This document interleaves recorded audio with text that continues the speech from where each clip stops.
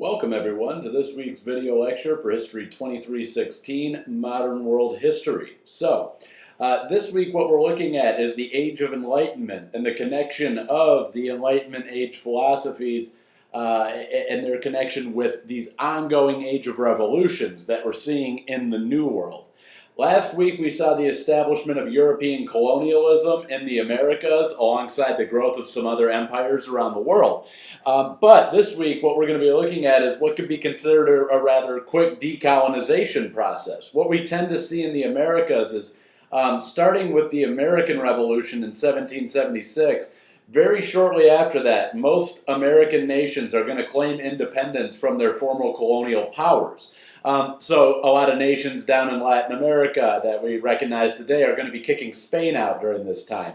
You see the French are being removed, and this also has a lot to do with the Napoleonic War, which you'll read about in your textbook. But the French are being removed from power in places like Haiti.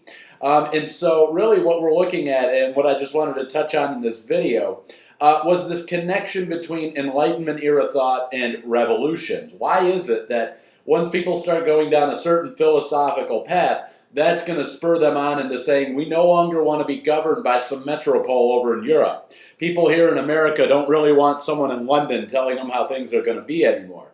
People in Mexico are sick and tired of having directives and edicts passed down from Spain to them in the New World. And so really there's an innate connection between how philosophies are changing and how people's understanding of the world around them and their place within it changes, and the sort of motivation to undertake one of these revolutions against one's former colonial power. So really what we're talking about with the Age of Enlightenment is 18th century philosophical developments. And most of these can be traced back with a certain degree of comfort to the scientific developments that are being brought about by people like Isaac Newton. It's really Isaac Newton is the one who sort of gives rise to Enlightenment era thought in a lot of ways.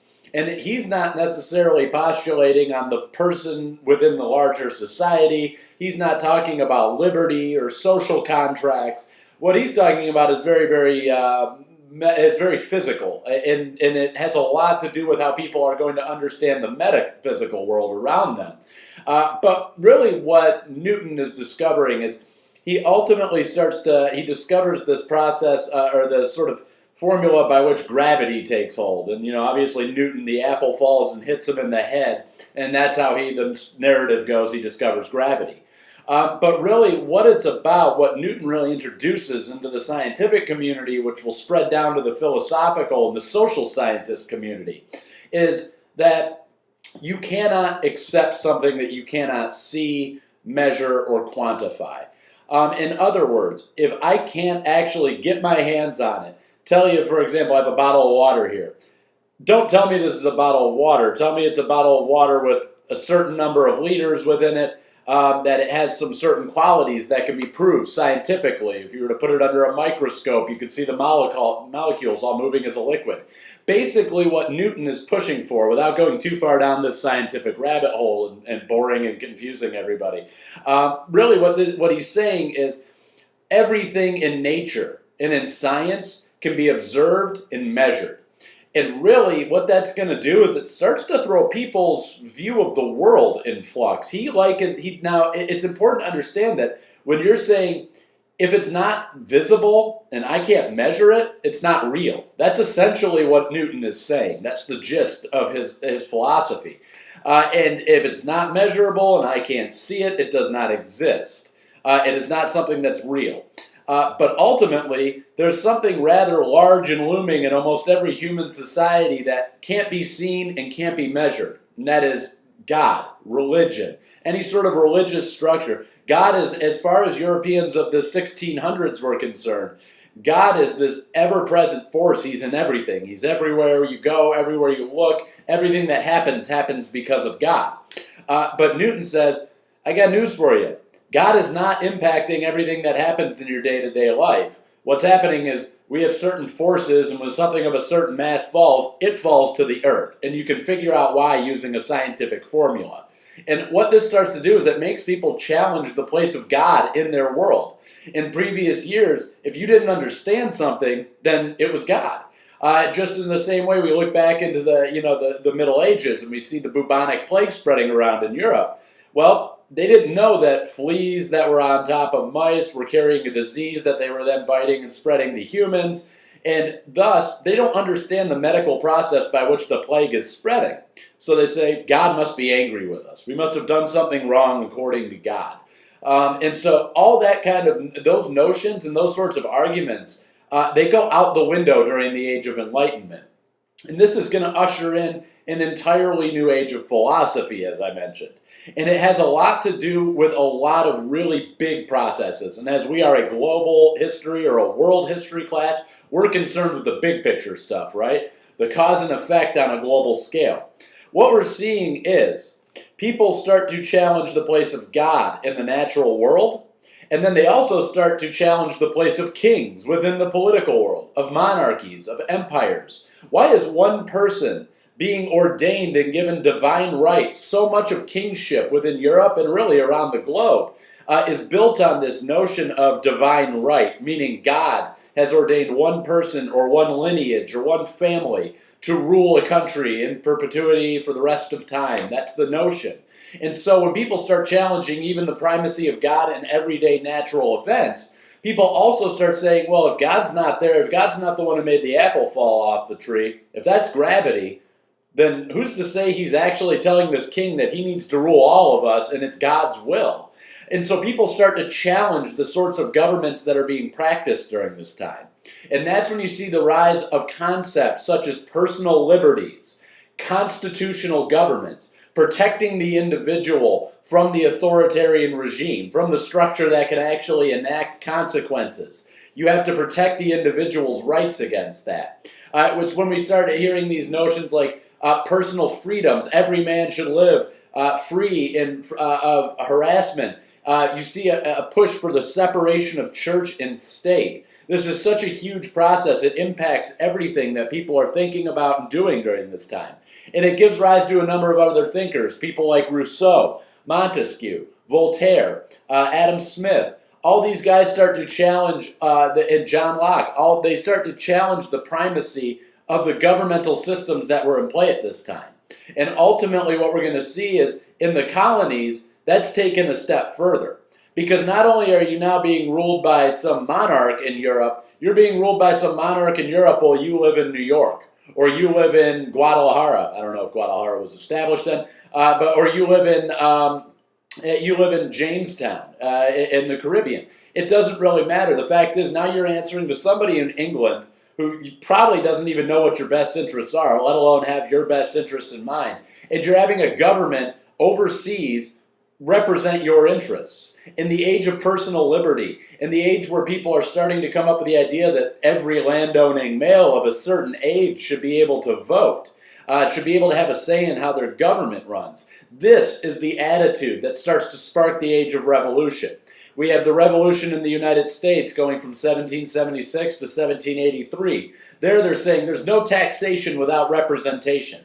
In other words, our case study for this week goes very in depth as to what this looks like in the overall scope of empire. But ultimately what Americans are saying to Europe is, we don't want to be run by European governments anymore. They don't represent us. I should vote in my own affairs. My affairs are here on the continent, in the North America or in South America. And we see the same thing happening with the Bolivarian revolutions, where what they're looking to do is break away from this European regime that makes decisions for the well-being of the colonies in the New World. And so those Bolivarian revolutions, where we see a number of places in northern South America, right? Where South America meets Central America, you're seeing a lot of revolutions in that area, forming independent nations like Colombia. Bolivia obviously is the namesake of Simón Bolívar. We see another fascinating uprising and revolt in the New World during this time period too, and that is the uprising on San Dominique, or what will ultimately become Haiti. So ultimately what we're seeing there is Toussaint Louverture, who's a mixed-race person, who is ultimately going to rally a number of slaves and mixed-race people together to fight off the French colonial regime, and he will ultimately establish the first republic in the Americas in which the slaves actually had a heavy, heavy hand in revolting and forming this republic. And then after that, as you can see through our slideshow, you're going to see a rapid succession of what today we would call Latin American nations or South American nations and the Caribbean. They're going to rapidly undergo this process in which they are saying, we are done with Europe. We are done having somebody else on another continent make political decisions for us. And this all ties back to these discoveries of the Enlightenment, to these philosophies of the Enlightenment. This is also going to play a very, very, very critical role in the overall scope of a topic that we'll be addressing shortly, which is the Atlantic slave trade. You see, when Europeans are starting with the Atlantic, there's basically two phases to the Atlantic slave trade. Between 1460 and 1700, you're mostly seeing people being moved from what is now the Democratic Republic of Congo and Angola straight across to Brazil. It's the largest movement of slaves in that time period, and it's very, very acute. It's Portugal moving slaves from one area of Africa to another area of the Americas, right there specifically to Brazil. But the real intensification of the slave trade doesn't pick up until the 1700s, until the Age of Enlightenment. And what's interesting is we don't see any strong push for abolition or the getting rid of slavery in the European world until after Enlightenment ideals start to come to bear. And what we're seeing ultimately is that Europe is going to have to, and the people who are going to continue, basically Europeans and people of European descent in the Americas are going to split on this issue of slavery, and they're going to use Enlightenment-style philosophies to sort of justify which way they go on it. Obviously, people who are talking about concepts like liberty and self-determination, when you put that in a vacuum, it's very hard to understand how someone could believe in that and then also believe in slavery. And so a lot of the push for abolition and getting rid of the Atlantic slave trade is going to grow out of that Enlightenment era philosophy. And it's not a coincidence that we see the major player in the Atlantic world, navally, the British, outlawing slavery shortly after the Age of Enlightenment, or the 18th century. Slavery will ultimately be abolished in the British Empire in 1807. But what we're going to see happening here is that there's another group of people who make too much money off of slave trading. They're not going to let it go. But they're also not going to sit idly by and fall behind the times and lose sight of these Enlightenment ideas. But how? How do you justify liberty and self-determination on one hand and enslaving somebody for your own personal profit on the other? And so what we're going to see in the midst of the Enlightenment period, this has been an ongoing discussion within world history. When it comes to Atlantic slavery and racism, the concept of white supremacy in the Western world, what came first? It's sort of a chicken and an egg style argument. Did the slave trade come first and then build the type of and then the racism comes afterwards as a result of slave trading activities? Or does the racism come first, providing an initial justification for slave trading activities in the Atlantic? But there's something that I think we can distinctly see happening in the 1700s, and that is excuses for slavery start shifting in line with these Enlightenment ideals. And it becomes very interesting because it segues us perfectly into the next major topic of the course, which is Atlantic slavery and the global slave trades out of Africa. But what's happening now is that you start to see the emergence of a lot of different traditions of racism coming out with the Age of Enlightenment. You might be thinking, if people are going down this route of Enlightenment, wouldn't racism naturally become less and less and less? The truth is, it's actually going, the type of racism that we would recognize today, this sort of white supremacist power structure that's been put into place in the Western world and enacted on for a long time. What we're ultimately seeing there is that in the middle of the 1700s, the justifications for slavery start changing, and they fall much closer to these modern day sort of racist ideologies that we tend to put back on the slave trading period. Essentially, it's at this time when Europeans start saying, well, I can't justify taking slaves just on the economic basis of it anymore. It's not normal if I also believe in these situations where every man has to have their liberty and self-determination. So it's during that time period that Europeans have to go, well, how do I put Africans down beneath the category of human being? Because if I acknowledge them as a human being, which is why they're classed as property in the Atlantic world legally, if I acknowledge them as human beings, then I have to acknowledge that they have all the same rights that I have due to Enlightenment-style philosophies. So they start doing these mental gymnastics, flipping over backwards to come up with reasons why it's okay to continue enslaving Africans and bringing them to the New World. One of those goes basically, better to be a slave in a Christian community than in a pagan one. And so in other words, they're going to use religion to justify it. And that's when you start to see the emergence of these racist ideas like Africans are the children, they're suffering from the curse of Ham, this biblical curse in which they're indebted to the children of Cain for the rest of eternity. They're going to be basically serfs and slaves of these individuals. You start to see notions like that coming out. They're saying, well, it really just by enslaving people in the Western world, we're doing them a favor. We're civilizing them, bringing them to a Western culture, exposing them to Enlightenment ideals. But how much does it mean to understand the concept of liberty in a vacuum or in an echo chamber when in reality you're living in slavery? So it is interesting to think about how many ways the Enlightenment impacts these huge trends in global history. And of course, our slideshow for this week will take you and walk you through some of the more detailed aspects of it. But I just really wanted to break down this big picture cause and effect thing we see going on this week between Enlightenment, revolution, and then eventually when we get there, the emergence of modern racism and white supremacism within the context of the Atlantic slave trade, all being tied back to this, what would seemingly be a very innocuous discovery of why apples fall from trees. So, that's my spiel for this week. If you have any questions, comments, or concerns, feel free to send those my way. Take care.